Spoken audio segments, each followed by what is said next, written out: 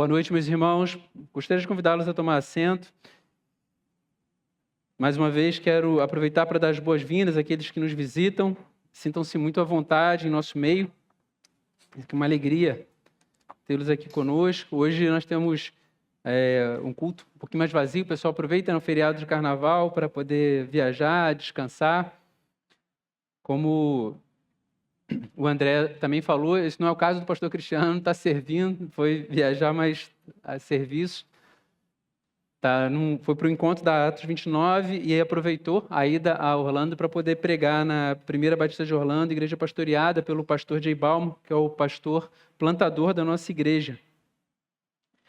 Bom, meus irmãos, eu gostaria de convidá-los a abrirem suas Bíblias em Atos, capítulo 17. Nós faremos a leitura dos versículos 1 a 15, dando sequência à nossa série de pregações no livro de Atos, na nossa série chamada Igreja em Movimento.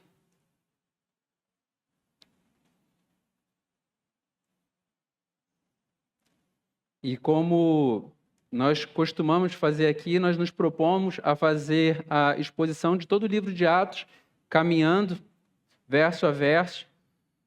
E hoje, a porção do texto para hoje encontra-se no capítulo 17, versículos de 1 a 15. Além do problema do ar-condicionado, a gente também está com um problema, a gente não sabe se é elétrico ou problema da própria TV, né, desse lado, do meu lado esquerdo, do lado direito dos irmãos. Pedimos desculpas também por isso. A gente estava até avaliando, né, se era um problema da TV, mas ela funcionou na semana passada e hoje voltou a dar problema. Farei a leitura, peço que os irmãos acompanhem atentamente a leitura do texto, ouçam com fé. Tendo passado por Anfípolis e Apolônia, Paulo e Silas chegaram a Tessalônica, onde havia uma sinagoga dos judeus. Paulo, segundo seu costume, foi procurá-los e por 3 sábados discutiu com eles a respeito das Escrituras, expondo e demonstrando ter sido necessário que o Cristo padecesse e ressuscitasse dos mortos. Paulo dizia: este Jesus que eu anuncio a vocês é o Cristo. Alguns deles foram persuadidos e se juntaram a Paulo e Silas. O mesmo aconteceu com uma numerosa multidão de gregos, piedosos e muitas mulheres importantes.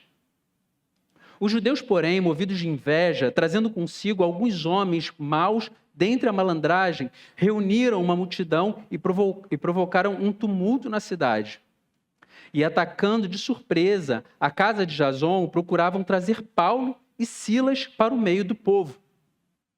Porém, não os encontrando, arrastaram Jason e alguns irmãos diante das autoridades, gritando: estes que promovem tumulto em todo o mundo chegaram também aqui, e Jason os hospedou na casa dele. Todos estes agem contra os decretos de César, dizendo que existe outro rei chamado Jesus. Tanto a multidão como as autoridades ficaram agitadas ao ouvir estas palavras.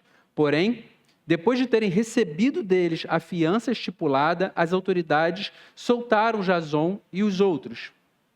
E logo durante a noite, os irmãos enviaram Paulo e Silas para Bereia. Ali chegados, dirigiram-se à sinagoga dos judeus. Ora, estes de Bereia eram mais nobres do que os de Tessalônica, pois receberam a palavra com toda a avidez, examinando as Escrituras todos os dias para ver se as coisas eram de fato assim. Com isso, muitos deles creram, mulheres gregas de alta posição social e muitos homens. Mas logo que os judeus de Tessalônica souberam que a palavra de Deus era anunciada por Paulo também em Bereia, foram lá agitar e perturbar o povo. Então, os irmãos fizeram com que Paulo fosse imediatamente para os lados do mar. Porém, Silas e Timóteo continuaram em Bereia. Os responsáveis por Paulo levaram-no até Atenas e regressaram, trazendo ordem a Silas e Timóteo para que fossem encontrá-lo o mais depressa possível. Vamos orar, pedir que o Senhor fale conosco.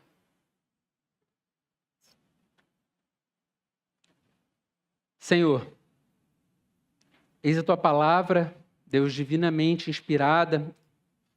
Assim, Deus, que cremos, que não se trata, Deus, de simples produto do intelecto humano, mas trata-se, Deus, da tua palavra dirigida ao teu povo. Deus amado, somos o teu povo. Estamos aqui, Deus, reunidos em teu nome para te adorar, para prestar louvor ao Senhor e para ouvir também a tua voz. Te suplicamos, Deus, que o Senhor possa fazer com que a palavra lida possa ser vivificada, Deus, por teu Santo Espírito em nossos corações, Deus. Pai amado, que o Senhor possa trazer clareza às nossas mentes. Deus, o Senhor possa dar-nos, Deus, corações prontos para receber ensino do alto, porque cremos, Deus, que só dessa forma, Deus, a ministração da palavra se faz eficaz. Deus, que o Senhor possa afastar, Deus, da nossa mente, do nosso coração, toda a preocupação, angústia. Deus, que seja tempo de ouvir o Senhor falar. Deus amado, em nome de Jesus Cristo, Senhor, nós te suplicamos. Amém. Amém. Meus irmãos, eu não sei quantos já ouviram falar sobre acumuladores compulsivos. Trata-se de um transtorno, né? A acumulação compulsiva.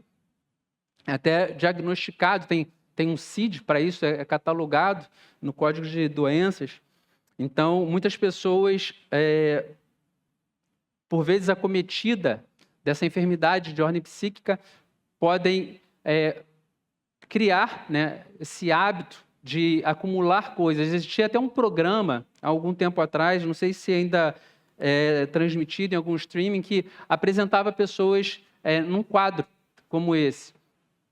Então, as pessoas iam acumulando muitas coisas, elegiam, né, por vezes, a natureza de algum objeto para poder acumular, e aquilo ia lotando cada vez mais o ambiente que aquela pessoa residia, até o ponto de, por vezes, se tornar um espaço insalubre, por vezes infestado de pragas. E a pessoa que está ali habitando aquele lugar, entregue a essa enfermidade, ela não se dá conta do quão absurdo é a prática, que é o costume que ela adotou. A pessoa acha que está tudo funcionando de forma normal, não existe problema algum em agir dessa maneira, não existe problema algum em, por vezes, ficar habitando no meio de um monte de lixo. Coisas que não fazem sentido algum serem acumuladas. Existem pessoas que fazem isso, por vezes, tendo muitas posses, pessoas mais humildes. Então, não se trata de uma enfermidade que está restrita a uma determinada classe social, um extrato da sociedade, em termos financeiros, em termos econômicos, mas trata-se de uma enfermidade da mente. Alguns atribuem isso a alguma perda, a algum trauma sofrido, como se a pessoa estivesse tentando compensar aquela perda, aquele trauma, e com medo de que um dia um desses objetos venha lhe fazer falta, ela vai cada vez mais acumulando, guardando essas coisas, e não consegue racionalizar a prática, não consegue racionalizar o ato. Por mais que ela mesma possa ter dificuldade de andar no meio de toda essa bagunça que ela construiu, que ela estruturou. Por que eu estou compartilhando isso com os irmãos? Existe uma frase muito famosa no meio evangélico, atribuída a João Calvino, que diz que o coração humano é uma fábrica de ídolos. Muitas vezes nós vemos muitas pessoas falarem sobre isso e talvez não pensem muito, não avaliem muito o porquê dessa palavra. Ou não meditaram profundamente sobre o que significa, né, ser uma fábrica de ídolos, ter o coração humano como uma fábrica de ídolos. Eu já cheguei a falar sobre isso aqui uma vez, sobre a gente pensar o que significava uma fábrica lá no século XVI. Então, não era aquele conceito de uma linha de produção, das pessoas fabricando um determinado produto em linha de série. Não, mas assemelhava-se mais a uma grande oficina. E a pessoa continua produzindo aquilo e entulhando cada vez mais o espaço.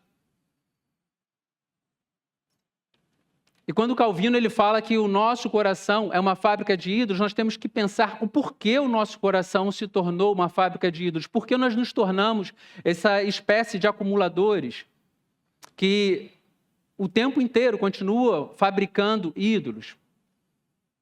Então, da mesma forma que um dos motivos daqueles que são tipificados como acumuladores compulsivos, uma das causas é talvez a perda, um trauma, conosco existiu também uma perda na nossa história, na história da humanidade.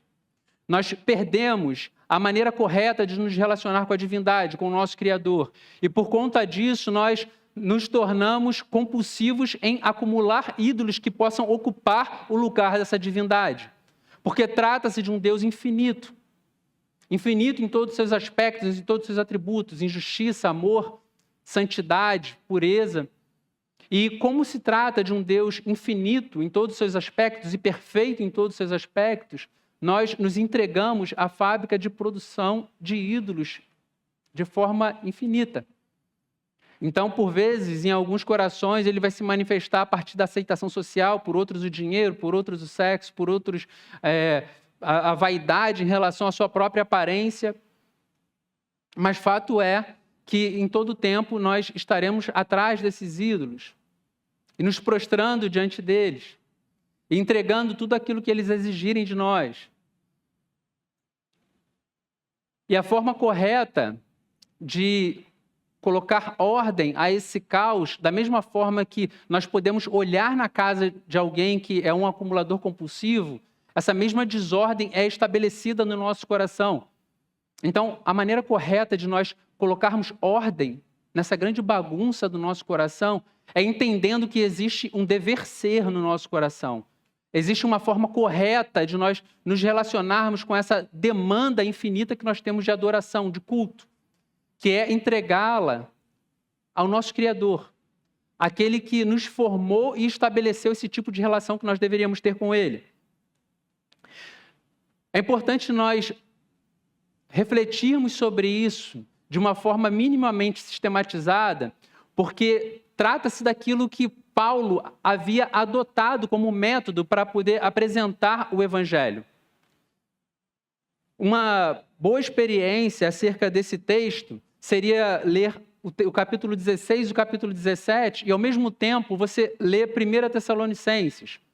Eu encorajo vocês, não faremos isso nesse momento, mas eu os encorajo a fazer isso. Leia o capítulo 16 e 17 de Atos e, em seguida, leia todo o primeiro livro de Paulo a Tessalonicenses. Quando a gente olha para esse texto que nós acabamos de ler, quando nós avaliamos o que Paulo faz, a gente percebe que ele veio viajando, passou por algumas cidades, passou por Anfípolis, Apolônia, e ele foi para Tessalônica, que era uma das principais cidades da Macedônia. Então, Paulo, não à toa, foi para um grande centro, um lugar que tinha uma grande movimentação de pessoas, e ele foi direto na sinagoga, que era a estratégia que ele utilizava. Paulo saía evangelizando, mas ele aplicava um método para isso. Havia uma estratégia em conseguir alcançar um maior número de pessoas.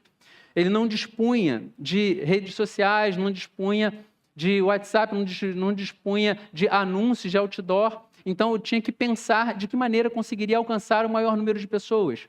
E de que forma esse impacto, o anúncio, poderia ser relevante no local onde ele estava inserido. E a gente percebe que em todo o tempo ele vai, primeiramente nas sinagogas, pessoas que estavam familiarizadas com as Sagradas Escrituras. E dali ele começa a anunciar para a comunidade local. E é interessante nós analisarmos as palavras que são utilizadas no texto, porque diz que Paulo, ele foi à sinagoga segundo o seu costume e por 3 sábados ele discutiu com eles a respeito das Escrituras, expondo e demonstrando ter sido necessário que o Cristo padecesse e ressuscitasse dos mortos. Então, a palavra que é utilizada para a gente, como discutiu na nossa tradução, em outras traduções, é apresentada como arrazoou, ou seja, Paulo ele foi apresentando razões, motivos lógicos para que as pessoas entendessem que fazia sentido que o Cristo padecesse e fosse crucificado. Então, não se tratava de um grande salto no escuro, de algo completamente ilógico, algo que não houvesse nenhuma explicação, não houvesse conexão com as Sagradas Escrituras, mas tratava-se de algo que fazia sentido parar e analisar. tomando como base as Sagradas Escrituras, o livro do Senhor revelado ao povo judeu. E Paulo foi demonstrando, e a palavra que diz que ele foi expondo, significa abrir a mente. É como se Paulo ele quisesse abrir a mente dos seus interlocutores e fazê-los compreender qual era o sentido de tudo aquilo que estava sendo apresentado. Então, nós precisamos refletir, meditar sobre essas categorias da forma como Paulo apresenta a comunicação do Evangelho, porque nós entendemos que a palavra do Senhor ela é poderosa por si só. Ela foi divinamente inspirada. Mas nós, como seu povo, aqueles que são servos desse Deus Altíssimo, a nós nos cabe apresentá-la de forma razoável, de forma que faça sentido para as pessoas que estão nos ouvindo. Não porque nós vamos adequá-la às necessidades dessas pessoas, mas comunicá-la de uma forma que nós consigamos construir pontes com os nossos interlocutores, com as pessoas que estão ouvindo a pregação do Evangelho. E é isso que Paulo faz. Se ele está na sinagoga, ele faz uma exposição da necessidade da morte vicária de Cristo a partir das Sagradas Escrituras. E é importante nós pensarmos, mas o que eram as Sagradas Escrituras naqueles dias? Qual era o livro que Paulo estava utilizando? Então, a gente precisa se lembrar que Paulo ele não tinha o Novo Testamento, porque o Novo Testamento estava sendo escrito naquele momento. Estava sendo construída as histórias do Novo Testamento. Então, o que Paulo tinha em suas mãos era a lei, os profetas, os livros de sabedoria. Então, era o Antigo Testamento. Era isso que Paulo estava utilizando para poder apresentar a pregação do Evangelho para os judeus. É importante a gente pensar sobre isso, porque algumas pessoas fazem uma divisão entre o Antigo Testamento e o Novo, como se o Antigo Testamento tivesse pouca coisa a nos ensinar, tivesse pouco a nos comunicar, mas era o livro que Paulo ensinava, usava para poder pregar o Evangelho. Então, de alguma forma, nós fomos desaprendendo a olhar para o Antigo Testamento e não enxergar Jesus Cristo nele. Mas Jesus Cristo está encharcando todo o Antigo Testamento. O teólogo chamado R.C. Sproul, ele faz uma declaração interessante, ele diz o seguinte: imaginem que alguém em seus dias ganhasse na loteria esportiva por 10 vezes consecutivas. Qual seria o estado dessa pessoa? Como ela estaria? Imediatamente, quando eu li esse comentário, eu falei, bom, essa pessoa estaria rica. Só que quando ele continua desenvolvendo a sua tese, ele diz, essa pessoa estaria presa. Porque uma pessoa que acerta 10 vezes a loteria esportiva certamente está envolvida em algum ato ilícito. Porque é impossível acertar os resultados 10 vezes consecutivas da loteria esportiva. Só que como é possível um livro que no Antigo Testamento existem mais de 300 profecias que se cumprem cabalmente na vida de Jesus Cristo? Será que foi uma tremenda coincidência que isso acontecesse? Será que foi uma tremenda coincidência que um livro escrito em diferentes lugares, em diferentes épocas, por diferentes pessoas, tivessem profecias que se aplicassem de forma tão perfeita, de forma tão íntima ao ministério de Jesus Cristo? Então nós temos duas alternativas para um caso como esse. Ou foi uma tremenda coincidência que tudo isso ocorresse, ou realmente nós estamos diante da palavra de Deus e da revelação cabal da sua vontade na vida do seu Filho, Jesus Cristo. Então é isso que o apóstolo Paulo está fazendo. Ele está mostrando para os judeus que o Antigo Testamento ele estava o tempo inteiro apontando para o Messias que viria. Ele está o tempo inteiro apontando para o fato de que a humanidade pecou. E em fazendo isso, ela ofendeu a santidade de um Deus que é infinitamente puro, santo, e adquiriu uma dívida infinita.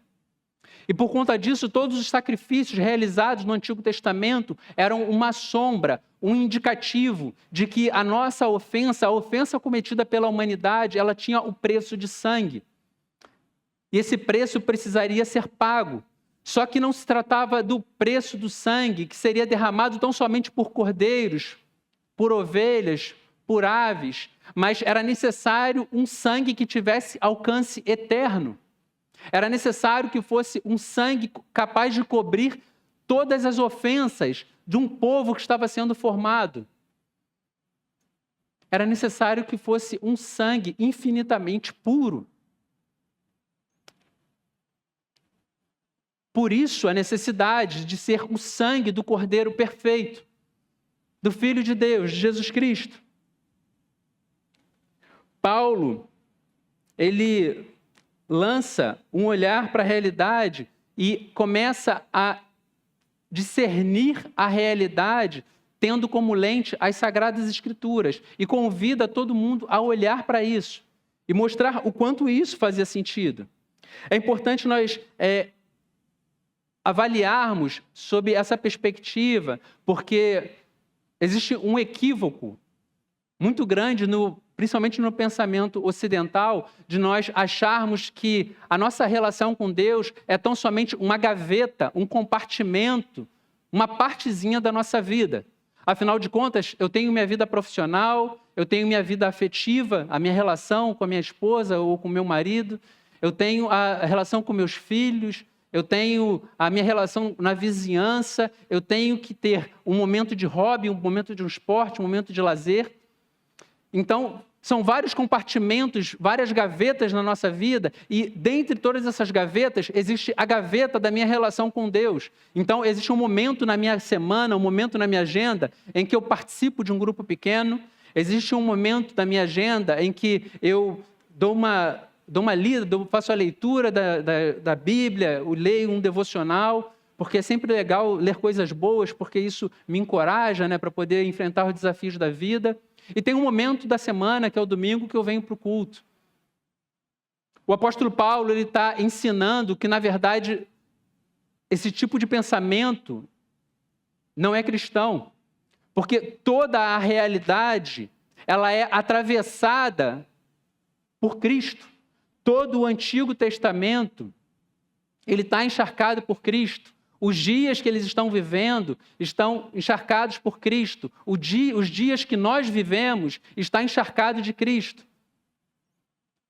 Toda a criação só se mantém por conta de Cristo, porque nele e por ele foram criadas todas as coisas. E se nós tirarmos Cristo dessa história, toda a realidade sucumbe.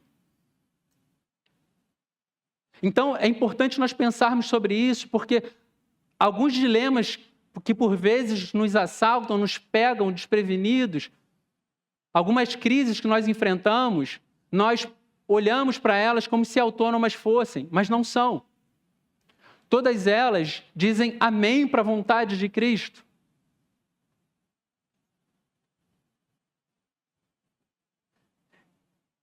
Quando o apóstolo Paulo ele convida os seus interlocutores a refletir sobre a realidade do que é o mundo e do papel de Cristo, ele está organizando a casa, ele está organizando os corações desses acumuladores compulsivos, tal qual nós somos.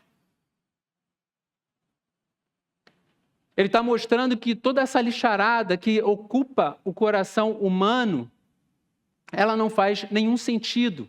Ele está invalidando tudo aquilo que a gente insiste em colocar dentro do nosso coração. Um teólogo chamado Oswald Bayer, que ele tem uma obra muito interessante em que ele auxilia a interpretação das obras de Lutero. Ele resume as Sagradas Escrituras como sendo uma única história. A história de um homem que peca e de Deus que salva a partir da fé em Jesus Cristo. Algumas pessoas olham para o Antigo Testamento e falam, não, era o tempo da lei, era o momento em que Deus falava com mais dureza, de forma mais firme, mais cruel. O Novo Testamento é o tempo da graça. E ele diz, não, trata-se de uma única história, um homem que peca e um Deus que salva mediante a fé em Jesus Cristo. Só que quando Paulo ele chega a Tessalônica, que, como eu falei, estrategicamente era uma das principais cidades da Macedônia, ele entra na sinagoga e começa a mostrar tudo isso. É importante nós atentarmos que ele não encontra oposição teológica para aquilo que ele está anunciando. Os religiosos locais, as pessoas que estavam ali, elas não contra-argumentam com Paulo, dizendo, bom, eu discordo disso que você está falando, porque no profeta tal, a gente não interpreta dessa maneira. Não. O discurso de Paulo era um discurso extremamente poderoso, porque está inflamado pelo próprio Espírito Santo. Então, o que as pessoas que estão ali fazem? Um desses ídolos acabam sendo revelados porque Lucas, o escritor sagrado, o cronista que registrou o que aconteceu para a gente, ele diz que os judeus, tomados por inveja, se associaram a alguns homens maus dentre a malandragem daquele lugar. E eles levaram Paulo e foram atrás de Paulo para poder tentar levá-los à presença das autoridades. Só que não encontrando Paulo, eles levam o Jason e alguns irmãos até a presença das autoridades e dizendo, esses que transtornaram todo mundo chegaram até aqui. E Jason os hospedou. Então, aqueles homens ouvem o que Paulo diz e são tomados por inveja. Quando a gente analisa isso que Lucas fala para a gente percebe que existem duas coisas. Não só um sentimento perverso no coração daqueles homens, mas nós percebemos que a finalidade pela qual eles ensinavam o povo não era para a glória do nome do Senhor. Porque quando eles percebem que as pessoas que estavam ali, os ouvindo sábado após sábado, começam a atentar para aquilo que Paulo dizia, eles entendem, bom, nós perdemos a nossa audiência. As pessoas que nos ouviam agora não ouvem mais, não atentam mais para aquilo que nós dizemos. Nós perdemos o nosso público, as pessoas foram para um outro lugar. O objetivo deles não era conduzir pessoas a Deus, mas era se satisfazer com o próprio encanto que eles exerciam na comunidade local. E nós percebemos que todas as atitudes posteriores evidenciam que o coração daqueles homens que ensinavam na sinagoga estava muito longe daquilo que eles mesmos ensinavam, porque eles se associam a homens maus, homens de péssima reputação. Alguns comentaristas bíblicos apontam que esses homens de má reputação não eram simplesmente criminosos locais, porque não teriam voz diante das autoridades naquela cidade. Mas eram pessoas que estavam acostumadas a litígio judicial, eram pessoas acostumadas a levantar contendas diante das autoridades para poder tentar usufruir algum benefício. Como se fossem uma espécie de advogados mal intencionados, que geram questões para que eles mesmos possam tirar proveito disso. E essas pessoas começam a criar uma narrativa que transforma o evangelho numa questão de Estado.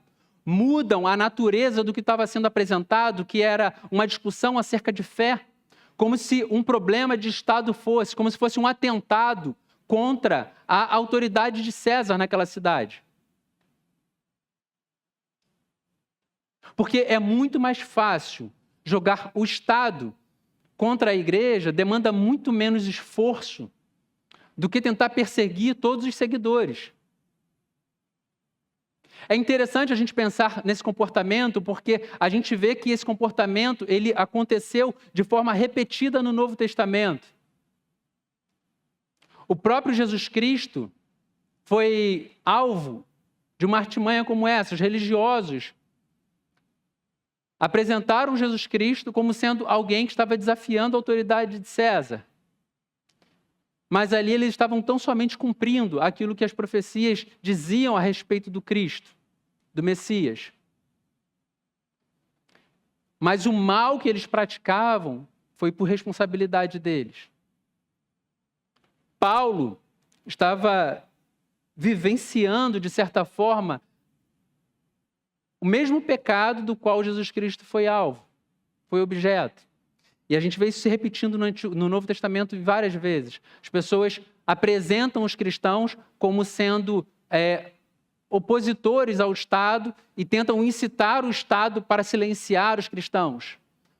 Taquem pedra neles, crucifiquem eles, joguem eles no Coliseu para que as feras possam comê-los. queimem os vivos, melhor decapitá-los. Eu não aguento mais ouvir essa narrativa, não aguento mais ouvir esse discurso, eles precisam ser silenciados. Então, quando a gente olha para esse comportamento, a gente percebe que isso continua acontecendo nos dias de hoje.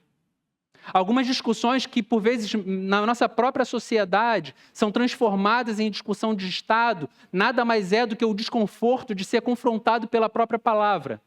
E é mais fácil transformar isso numa discussão de Estado para que a igreja possa ser silenciada do que sentir o coração sendo apunhalado por aquilo que o Evangelho tem a anunciar. Calem esse povo.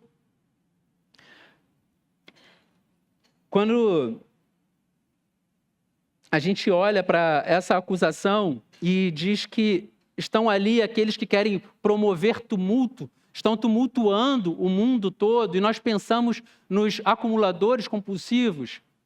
Nenhum acumulador compulsivo lida de forma pacífica com o fato de alguém entrar dentro da sua casa e arrancar todos os seus ídolos e ir atirando no lixo. Porque aquilo vai ser motivo de angústia, de dor, de sofrimento. Afinal de contas, todos aqueles objetos para eles têm uma finalidade, têm um valor, estão afetivamente enraizados no seu coração. Então eles vão apresentar resistência. E é isso que está acontecendo naquele momento. Paulo ele está entrando na casa do coração da igreja, daqueles homens, daquela comunidade ali na sinagoga, está derrubando aqueles ídolos, está arrancando um por um. Isso desperta neles uma reação violenta. Eles não querem lidar com isso de forma pacífica. Afinal de contas, aquele ídolo está tão intimamente enraizado na sua história. É tão bom ter gente me reverenciando. É tão bom ter pessoas me ouvindo sábado após sábado.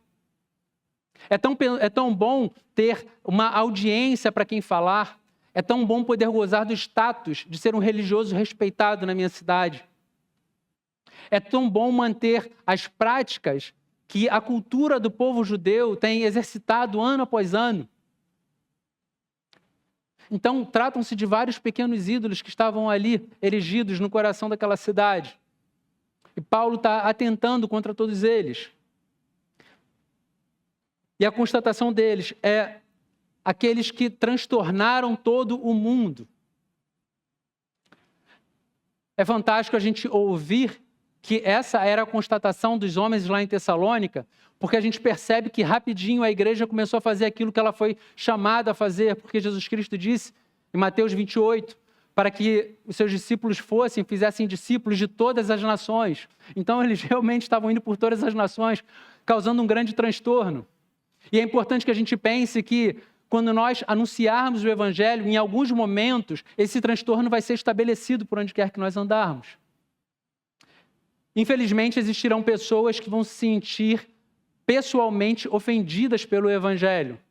Por mais amor que você apresente essa mensagem, por mais delicadamente que nós anunciemos que somos pecadores, por mais doce que façamos a cruz de Cristo, existirão pessoas que continuarão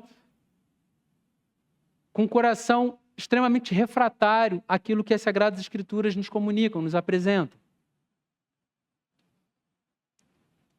Nosso papel é se certificar que nós temos feito isso de forma amorosa, mas nós não temos como controlar todos os resultados. Nós não podemos temer causar desconforto em algumas pessoas e que para isso nós tenhamos que nos privar de anunciar a verdade do Evangelho. Existe hoje uma preocupação em ser politicamente correto, só que é importante nós entendermos que nós não podemos negociar a comunicação autêntica do Evangelho para que sigamos esse princípio. Ser sincero, e isso é importante lembrar, ser sincero, ser honesto com a apresentação do Evangelho não significa ser grosseiro. Apresentar a verdade de qualquer forma seria uma grosseria. É importante que, quando nós anunciemos a verdade, ela possa brotar dos nossos lábios como uma espécie de produto nascido entre o tato e a sabedoria, entre o amor e o cuidado. Então, é dessa maneira que temos que anunciar o Evangelho. Quando Paulo, ele anuncia a palavra do Senhor, ele está falando para pessoas que estavam familiarizadas com as Sagradas Escrituras, ele está falando para judeus, ele não está falando para gentios, ele não está falando para pagãos, mas ainda assim, essas pessoas se apresentam como violentamente opostas ao anúncio do Evangelho. Então, por vezes, nós vamos enfrentar oposição, mesmo para apresentar o Evangelho para pessoas que estão dentro da igreja. Porque estar dentro da igreja não significa estar com o coração dentro do Evangelho.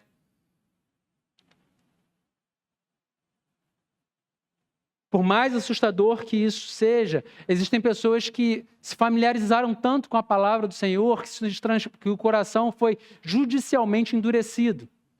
Se transformou em matéria impermeável para a pregação do Evangelho. E talvez esse seja um dos solos mais áridos para ser anunciada a palavra do Senhor. Porque o que fazer para pessoas que já tiveram contato com a mensagem do sangue do Cordeiro e ainda assim persistem em se manterem indiferentes a essa mensagem?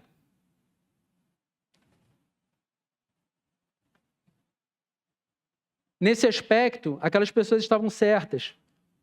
Paulo, Silas e Timóteo eram, sim, promotores de tumulto. Eram aqueles que estavam trazendo transtorno por onde quer que passassem, mas não porque a mensagem que eles faziam, que eles apresentavam, era uma mensagem que era propícia a promover esse tipo de coisa. A questão é o solo onde ela caía.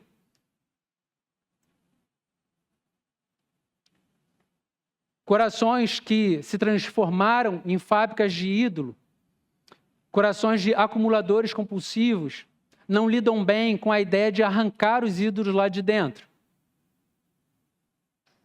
E esse é o trabalho de Paulo. Então a questão não é que ele estava causando tumulto, a questão é que ele estava querendo tirar todo o tumulto em obediência àquilo que Jesus Cristo havia dito. Só que, ocorrido esse episódio, e mais uma vez cabe destacar que a igreja não deve agir desprovida de planejamento, a gente percebe que os irmãos entendem que não era mais seguro que Paulo permanecesse ali, no versículo 10. E logo, durante a noite, os irmãos enviaram Paulo e Silas para Bereia. Ali chegados, dirigiram-se à sinagoga dos judeus. Então, obviamente, os irmãos que estavam lá em Tessalônica entenderam que já havia um complô estabelecido em Tessalônica, as pessoas estavam determinadas a prender Paulo, a matar Paulo. Então, rapidamente, eles enviam Paulo a Bereia. Paulo vai para outra cidade para lá continuar anunciando o Evangelho. E quando Paulo chega naquela cidade, ele utiliza o mesmo método que ele utilizou em Tessalônica. Ele vai para as sinagogas, vai falar para os judeus, vai continuar arrazoando, anunciando Jesus Cristo a partir do Antigo Testamento, a partir da lei dos profetas. Paulo vai continuar falando que importa que Jesus Cristo padecesse, que era necessário que ele padecesse, que sofresse, que morresse e fosse ressuscitado. Então, o método é o mesmo, o lugar é o mesmo. Era uma sinagoga, tal como era em Tessalônica. Só que quando a gente olha o desdobramento do que acontece em Bereia, vemos uma reação completamente diferente. Convido os irmãos a ler de novo o texto. Ora, estes de Bereia eram mais nobres do que os de Tessalônica, pois receberam a palavra com toda a avidez e examinando as Escrituras todos os dias para ver se as coisas eram de fato assim. Então, a gente percebe que os crentes de Bereia, eles têm uma atitude completamente diferente daquilo que havia acontecido em Tessalônica. Os judeus que estavam reunidos na sinagoga de Bereia, eles ouvem com toda avidez aquilo que Paulo estava dizendo. Ou seja, existe alguém que está anunciando a palavra de Deus, nós queremos ouvir o que essa pessoa tem a dizer. E após ouvir o discurso, eles pegam as Sagradas Escrituras e avidamente começam a conferir se aquilo está de acordo com o que Paulo anunciava. Então, trata-se de uma forma desonesta, desconsiderar uma mensagem sem primeiro avaliar se ela faz sentido ou não. Existem pessoas que dizem, bom, igreja não é para mim, eu não me vejo num local como esse, eu entendo que isso cumpre algum propósito na vida de determinadas pessoas, mas para mim não faz muito sentido. E desqualificam a mensagem, não consideram o que a mensagem está anunciando, sem antes investir tempo avaliando se existe algo de Deus direcionado para o seu coração naquele momento. E os crentes de Bereia, com toda a avidez, conferiam com as Sagradas Escrituras. Bom, será que realmente isso faz sentido? Quando a gente olha para os crentes de Bereia, a atitude dele, a postura que eles adotaram, se tornou uma referência para toda a igreja. E até hoje, no nosso meio, no meio evangélico, as pessoas dizem, é um bereano, alguém que realmente está acostumado a conferir as Sagradas Escrituras, a ler, a ouvir uma pregação e ver se isso faz sentido. E eu gostaria de convidá-los, de encorajá-los a fazer isso. Sempre que alguém ocupar esse púlpito, não deixe de conferir se as Sagradas Escrituras estão sendo ensinadas corretamente. Isso faz parte da responsabilidade dos membros dessa igreja de preservar a saúde da nossa igreja. Então, é necessário que nós façamos isso e entendamos que não é uma responsabilidade exclusiva do pastor. Todos nós somos o corpo de Cristo. Alguns foram chamados para ensinar, outros para evangelizar, outros para louvar, mas cabe a todo cristão preservar e militar pela saúde da igreja. Então, os crentes de Bereia, eles se detêm fazendo isso, examinando. Bom, será que isso que ele está dizendo está de acordo com o que as Sagradas Escrituras nos apresentam? Eles não são cativados pelo discurso de Paulo, porque o discurso fez com que eles se sentissem arrepiados no momento que eles estavam falando, no momento que Paulo está falando. Não, foi um discurso extremamente poderoso, eu me emocionei na hora que ele estava falando. Não, os crentes de Bereia, eles não fizeram isso. Não, teve uma fala que ele falou que foi tão impactante que eu fiquei arrepiado na hora. Não, isso não fazia a menor diferença para eles. É importante nós entendermos isso porque o que eles utilizaram como crivo para poder avaliar a mensagem de Paulo era verificar se tudo o que ele estava dizendo encontrava amparo na palavra de Deus. E é importante que nós façamos isso. E eles fizeram isso. E eles olhavam para o Antigo Testamento e verificavam que, sim, Jesus Cristo estava ali. Eles olhavam para o sacrifício no templo e, sim, eles entendiam que existia a demanda por derramamento de sangue. Eles olhavam para o anúncio de que lá, ainda no Éden, existiria um descendente da mulher que pisaria na cabeça da serpente e essa lhe feriria o calcanhar. Eles falaram, sim, faz sentido. Faz sentido que vai existir alguém que vai derrotar o diabo, mas por isso vai experimentar uma dor real. Precisará ser morto e sepultado. Mas a história não acabará aí, ele vai ressuscitar, ele vai triunfar ao terceiro dia. Isso faz sentido. Então, os crentes de Bereia olhavam para as Sagradas Escrituras e começaram a perceber que Cristo saltava das Sagradas Escrituras. E isso encheu o coração deles de alegria. E muitos judeus se converteram. E muitas mulheres de alta posição naquela sociedade romana se converteu. E muitas pessoas importantes passaram a seguir os cristãos. Porque a Bíblia, ela cumpre um duplo papel. Ela nos apresenta o coração de Deus revelado em Jesus Cristo e ela também vai descortinando os nossos corações e trazendo à luz aquilo que nós verdadeiramente somos. Então, quando nós temos contato com as Sagradas Escrituras, a gente percebe o coração de Deus sendo apresentado para o seu povo e vemos o nosso coração sendo descortinado diante da palavra, nossos pecados sendo revelados. E nesse contato, isso não tem a finalidade somente de nós sermos informados. Ah, sim, Deus tem um coração santo. Ah, sim, eu tenho um coração pecador. Não. após essa apresentação, o nosso coração ele vai sendo esculpido para que ele possa se assemelhar ao coração de Cristo. E isso é um processo que nem sempre é fácil. Isso, por vezes, é um processo extremamente doloroso. Não é fácil nós olharmos para as Sagradas Escrituras e nós olharmos para o Novo Testamento e percebermos que o encontro de Jesus Cristo com a mulher samaritana, uma mulher que já tinha tido 5 maridos, e aquele que ela estava não era o marido dela, era o coração de uma mulher que estava numa busca insaciável por uma relação com o infinito. E ela não se dava conta disso e buscava em vários relacionamentos. E nós olharmos para o nosso próprio coração e identificarmos que existem aspectos de quem nós somos que se comportam exatamente como o coração daquela mulher, buscando infinitamente lugar onde a gente possa encontrar sentido. É desconfortável quando nós olhamos para o nosso próprio coração e nós identificamos o filho pródigo e vemos que ele sai da casa do pai, gasta tudo que o pai tem com prostitutas, com festas. E nós percebemos que nós seríamos capazes de fazer uma coisa como essa.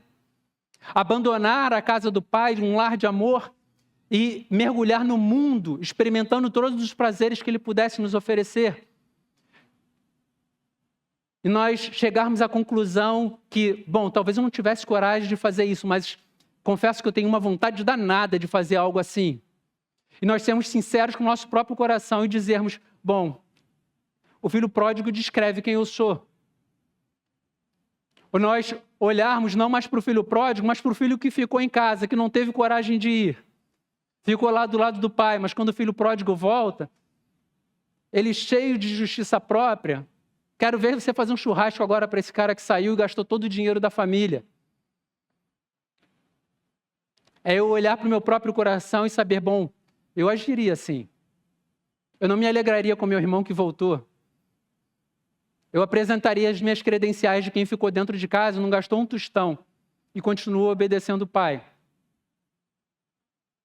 É constrangedor a gente olhar para as Sagradas Escrituras e entender que o meu coração seria capaz de fazer assim como aqueles homens que pegaram um monte de pedra para poder atirar numa mulher adúltera, entendendo que eles poderiam ser mais santos que ela e assassiná-la a pedradas, achando que eles seriam melhores do que ela é. É constrangedor olhar para o nosso próprio coração e achar que nós seríamos capazes de fazer isso. E talvez você diga, não, mas esse tipo de coisa não acontece. Acontece. Aconteceu essa semana na internet. Pessoas apedrejando virtualmente, numa arena virtual, uma mulher que foi pega em flagrante adultério. E porque o seu marido matou os próprios filhos, deixando uma carta de vingança, ela está sofrendo um linchamento, como se a tragédia por si só já não fosse suficientemente dura. Então nós olhamos para as Sagradas Escrituras e percebemos que o nosso coração é feio o suficiente, sim, para fazer coisas dessa natureza. Olhar para as Sagradas Escrituras é desconcertante, porque quando nós somos sinceramente honestos com o contato com a Bíblia, nós percebemos o quanto de nós é revelado, o quanto de nós é retirado do telhado e fica evidente pela luz do Espírito Santo. Só que quando a gente tem um contato honesto com as Sagradas Escrituras, e o nosso coração vai sendo esmagado pelo pecado, pela convicção do pecado que nós sabemos que somos praticantes, assim como Martinho Lutero, que saía da sua cela, saía do seu quarto e ia até o confessionário para poder confessar os seus pecados, receber a penitência. Quando ele estava voltando para o seu quarto, ele era visitado pela convicção de pecados novamente, ele sentia que tinha que voltar e se confessar de novo. Com o coração aflito, angustiado, porque não sabia como dar conta de tamanha culpa. Talvez você tenha um contato com as Sagradas Escrituras, talvez você olhe para a tua própria história e diga, bom, eu não dou conta da minha vida, enfim, já desisti disso. A questão é que as mesmas Escrituras que revelam o quão pecadores nós somos, nós também ouvimos dos lábios de Jesus Cristo, parece que quase que de forma audível, aquela mesma declaração que ele diz para a mulher pega em flagrante adultério. O Evangelho pergunta, onde é que estão os teus acusadores? Eles não te condenaram? Pois eu também não te condeno. Vai, não peques mais. Ele veio justamente por conta disso. Ele não veio para encontrar filhos perfeitos. Ele veio buscar aquele que estava perdido. Jesus Cristo é aquele que olha para nós e diz, eu sei que você está cansado, sobrecarregado. Eu sei que você está andando como ovelha aflita e exausta que não tem pastor. Toma sobre você o meu jugo, que é suave, o meu fardo que é leve. Como diz a canção, é meu, somente meu, todo o trabalho, e o teu trabalho é descansar em mim. É o próprio Cristo, o Senhor dos Senhores, dizendo, o trabalho é meu, e já foi feito na cruz. O que cabe a nós é nos arrependermos dos nossos pecados e nos apropriarmos com fé do sacrifício feito por Jesus Cristo em nosso favor. Algumas pessoas olham para isso e dizem, bom, mas é muito fácil isso. Não, não é muito fácil, não. Custou o sangue do Filho de Deus, do Cordeiro Santo. Não é muito fácil. Achar que foi muito fácil trata-se de banalizar a graça. Foi pago um alto preço, mas foi pago um alto preço para que eu e você pudéssemos ser chamados de filhos. Então, quando nós olhamos para as Sagradas Escrituras, é necessário que em nosso coração haja a mesma inclinação que houve entre os crentes de Bereia. É necessário que haja avidez em nosso coração por buscar esse amor manifesto nas palavras de Jesus Cristo, manifesto nas palavras do Senhor que foi deixada para a gente. É nós olharmos para esse livro e entendermos que não se trata de um objeto, fruto de mera produção humana, de algo socialmente estruturado, mas trata-se da carta de amor de Deus para o povo que Ele está reunindo na terra. Então, que nós possamos olhar para esse episódio e discernir de forma muito clara que existem dois públicos, Tessalônica e Bereia. Mesmo método, ir na sinagoga, mesma mensagem, falar de Cristo. E duas posturas completamente diferentes. Um considerava esse anúncio como sendo aqueles que estão tumultuando o mundo. Outros olhavam para essa mensagem como sendo a mensagem da salvação, trazendo consolo e paz para corações que estavam aflitos e exaustos. Que eu e você possamos ser aqueles que caminham pelo mundo, promovendo essa espécie de tumulto. Porque se de uma parte nós encontraremos oposição, afronta, conflito, por outra nós poderemos ser instrumentos na mão de Deus para poder ser ferramenta para a salvação, para a esperança, para a regeneração, para a graça. Que assim seja com a minha vida, com a vida de cada um dos irmãos. Vamos fechar nossos olhos, vamos orar? Deus Santo, nós te agradecemos, Deus, pela Tua palavra, pelo sacrifício feito por Jesus Cristo em nosso favor. Deus amado, que em nosso coração, Deus, haja um compromisso diligente, Deus, de investigar quem somos, Deus, e de buscarmos, Deus, conhecer quem o Senhor é. E em fazendo isso, Deus, que nós possamos lançar mão, Deus, do presente que o Senhor nos conferiu, o Consolador, aquele que estará conosco, Deus, estará com a Tua igreja todos os dias até a consumação dos séculos. Deus, que possamos lembrar, Deus, que temos o auxílio, a assistência do Espírito Santo para tratar o nosso próprio coração e que possamos viver vidas, Senhor, que anunciem a beleza e a grandeza dessa mensagem. Em nome de Jesus Cristo, Senhor, nós choramos. Amém. Amém.